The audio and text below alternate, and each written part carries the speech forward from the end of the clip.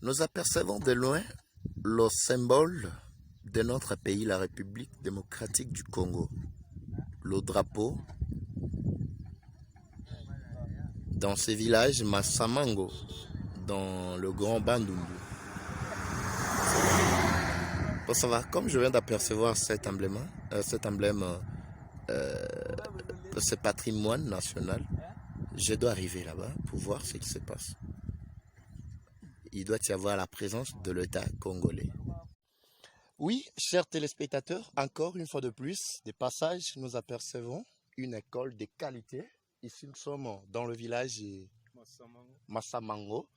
Je vous avais déjà annoncé, j'avais aperçu de loin l'emblème de notre pays, qui est le drapeau. Je ne pouvais pas passer sans pour autant m'y approcher étant citoyen. Voilà, ici, je suis reçu par celui, le préfet des études, qui va se présenter personnellement. Il est le préfet des études de cette école que vous voyez. Là, c'est vraiment le patriotisme de voir les conditions dans lesquelles les élèves travaillent. Voilà, monsieur le préfet, bonjour. Bonjour, monsieur le journaliste. Merci de m'avoir reçu ici au sein de votre établissement.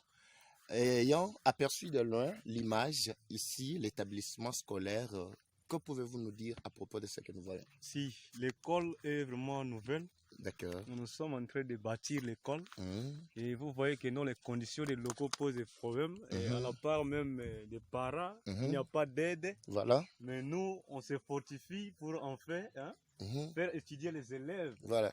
Alors, c'est la deuxième année que nous sommes en train de marcher, soit de faire fonctionner cette école. C'est purement technique. Voilà. Et parmi les élèves, il y a quelques élèves qui sont partis à la pratique. Voilà. C'est une école bien organisée qui organise 3 options: menuiserie, coupe, couture, Voilà. construction, Voilà. et agriculture. Voilà. Massamango, c'est un village situé à quelques kilomètres d'un village voisin communément appelé 622 et Gungu également, en passant ici au bord de la principale route numéro 1 qui mène vers Chikapa. Ici, nous sommes précisément dans la commune. Peut-on parler de la commune, non? Oui, nous parlons des territoires. Territoire, voilà. Idiofa, voilà, oui. Dans le Grand Bandundu, l'ex-Bandundu. Oui. Voilà, ici nous sommes toujours là avec le préfet des études. Vous avez vu l'image de l'école. Monsieur le préfet, pouvez-vous nous dire quelles sont les conséquences que vous rencontrez ou difficultés que vous avez lorsque vous dispensez les cours? Les difficultés sur le marché ou sur le terrain. D'abord pour le matériel de construction. Vraiment, on n'en a pas. Voilà. Et on n'a pas de l'aide à la part des parents pour nous aider avec des sticks de construction, voilà, pour que nous assimilons. Et le nombre des élèves sont peu. Pour vraiment construire de bons bâtiments, ça pose des problèmes. C'est pour ça que nous sommes en train d'aller mollo. Vous parlez tantôt des nombres d'élèves qui semblent un peu trop insignifiants.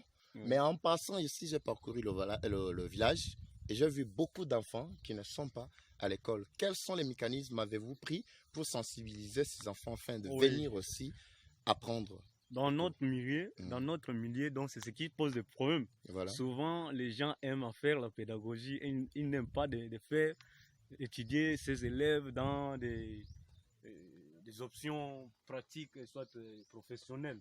Donc c'est ce qui pose des problèmes. Là, on aime beaucoup plus la pédagogie. Vous trouverez dans des écoles pédagogiques plein des élèves, mais ici, on a vraiment des difficultés pour avoir assez d'élèves. On ne sait pas, c'est dit par rapport à la construction ou c'est dit par rapport à l'implantation, comme la première année ou la deuxième année que nous sommes en train de fonctionner. Et si je veux bien comprendre, cette école n'est pas la seule ici dans ce village, il y en a d'autres? Oui, il y en a d'autres écoles pédagogiques. Très bien organisées également. Aussi. Nous avons une école voisine de nous ici. Voilà, qui s'appelle aussi qui s'appelle Institut Kambembo. Voilà.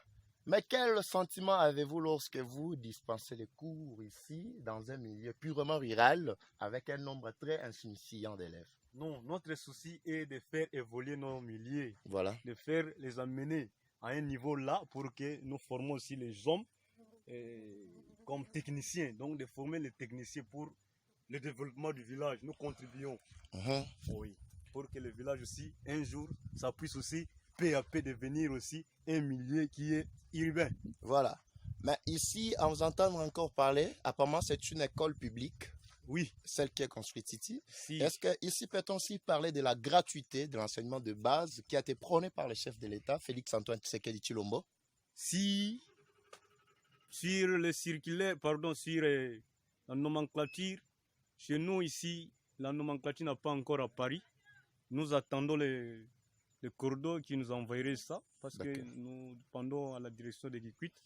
Bon, s'il faut parler de la gratuité, en tout cas, je pense que ça n'a pas de lien ici. D'accord. Ça n'a pas d'impact, c'est vraiment irréalisable. Parce que ça, on a dit ça vraiment, non, nous ne voyons rien.